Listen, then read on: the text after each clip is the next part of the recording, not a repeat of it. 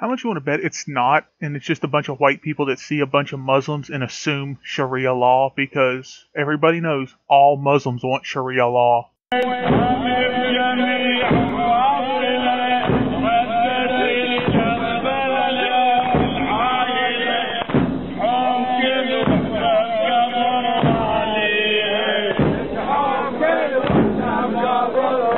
What they fail to include is that not all Arabs in the community of Dearborn, Michigan are Muslims. A very good portion of them are also Arab Christians. So it's a little bit of a misleading statement right there. Most people don't even know this.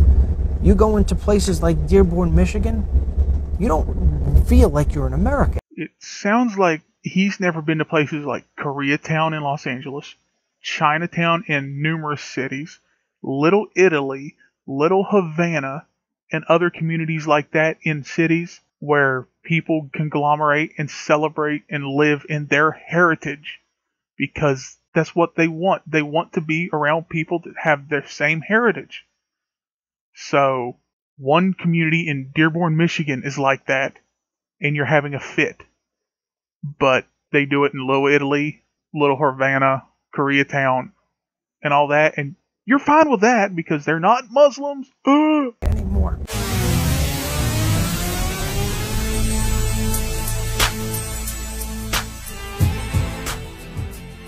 Actually, that claim is false, because as you can see from this article titled, "These are the fastest growing racial groups in America," from the Associated Press dated June 23rd, 2016, Asians remain the fastest growing racial group in the United States according to new information from the Census Bureau. The nation's Asian population grew at 3.4% between July 2014 and 2015, with migration responsible for the majority of the growth. Government officials said Thursday there are now 21 million Asians in the United States, with Hawaii as the nation's only majority Asian state. So, like I said, that claim is false. And I have another source to back this up also. Right now we're heading towards the east side of Dearborn. You'll see the culture shift where you won't feel that you're in the United States any longer. Like I said, that's how it happens when you go to Chinatown, Koreatown, Little Tokyo, Little Italy, those places.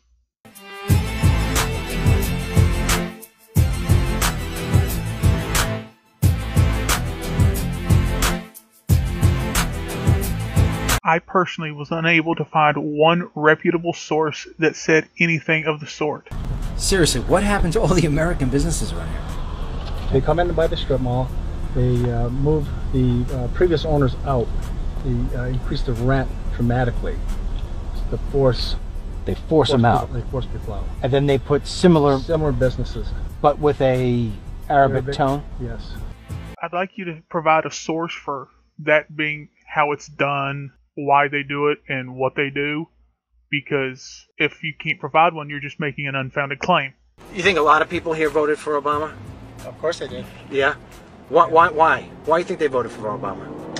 The entitlements, all the health care. Some of these guys come in and have up to 4 wives. First of all, if they are not an American citizen, they cannot vote. Secondly, if they are an American citizen, they cannot have more than 1 wife, because polygamy is illegal. When they file for the bridge cards, the EBT cards, they are bringing the other 3 as extended family members.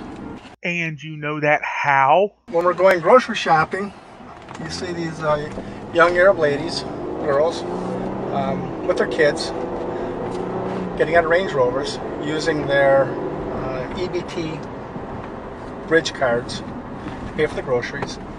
I'm actually in the medical equipment business, so sometimes when they come in my office, they're in designer clothes, carrying Prada purses, pulling out their Medicaid cards for their health care. You know, I would love to see some proof that this is actually happening the way he says it is, and he's just not some racist, pissed off white guy. Also, has he never heard of gifts and presents that their families could have sent them? Oh, and let's not forget thrift shops. And knowing the addresses and knowing where they live, I don't understand how they're getting welfare assistance, driving $60,000, $70,000 vehicles and living in $250,000, $350,000 homes.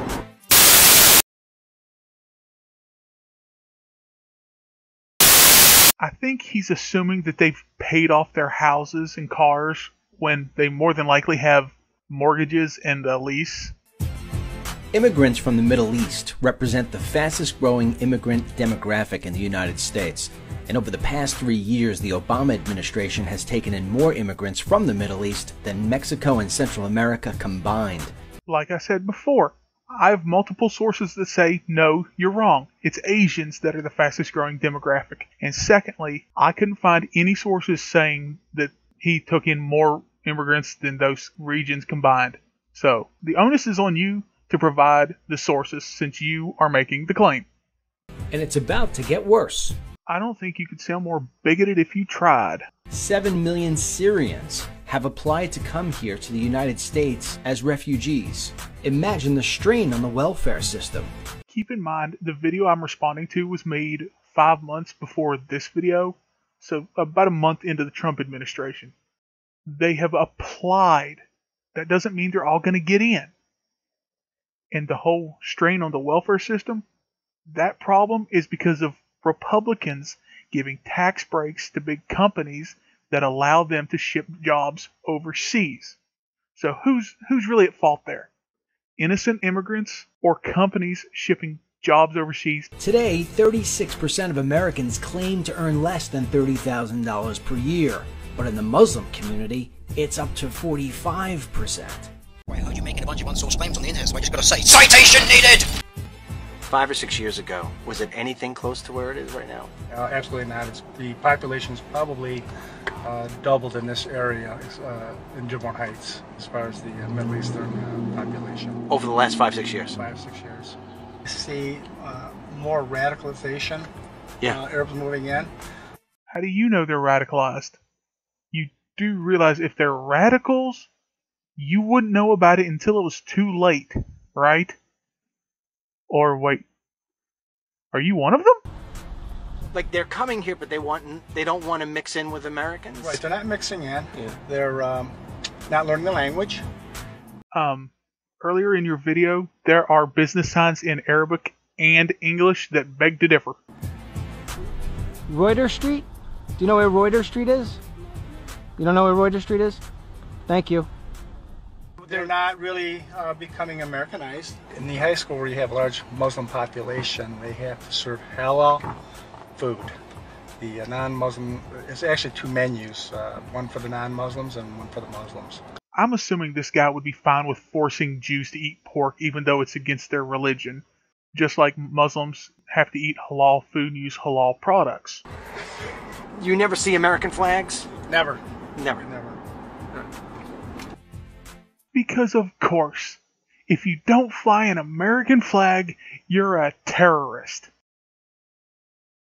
All joking aside, you do realize this is America, where you are not required to fly the American flag if you don't want to. Why is it that the Muslim community is not blending in with the rest of American society? Because this is what they are being told in mosques across the United States, Dennis. And part of what they're teaching them in the mosque is do not assimilate with the Americans. They are your enemies. Yeah, if you could provide some proof for your claim, that'd be great.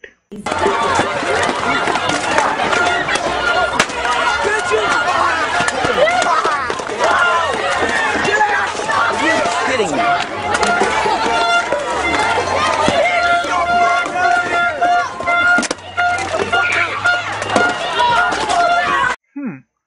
I wonder if this is any indication as to why things got out of hand.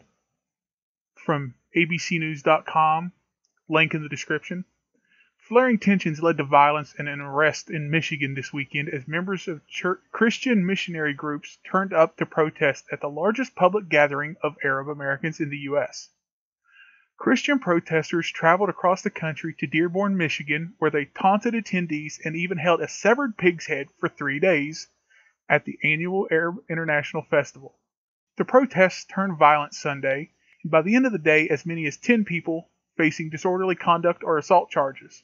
"You're going to burn in hell," a missionary reportedly yelled at a group of Arab American boys, while other protesters held anti-Muslim signs that made bigoted remarks about Islam and its prophet Muhammad, including "Islam is a religion of blood and murder," and "Muhammad, Islam's prophet, is a liar, false prophet, murderer, child-molesting pervert." They're literally trying to stir things up. And when that happens, you blame the people they've been digging at and needling for 3 days. How about a group of atheists go and do that at a Christian convention for 3 days? You want to guarantee me things wouldn't get violent from the Christians?